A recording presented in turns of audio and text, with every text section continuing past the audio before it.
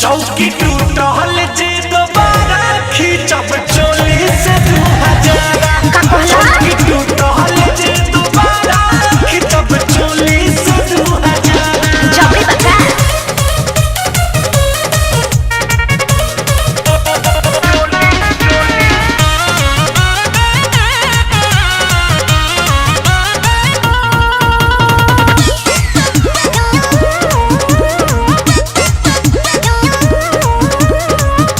पिछला लगन में तुरले पिछला एगो पटारा मेहर से डटैनी गईले बिगाड़ी के तू जातारा।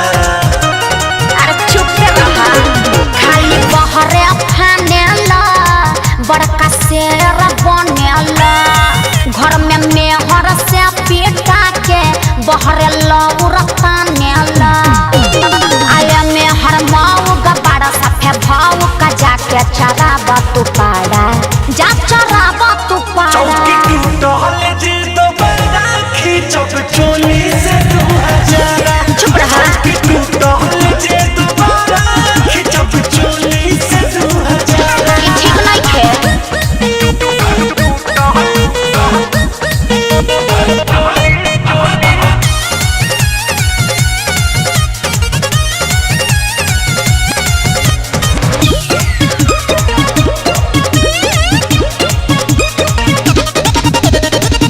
सोनू सुधाकर कैले बड़े फरमारी जाके स्टेज पर तू पूरा कर खारी।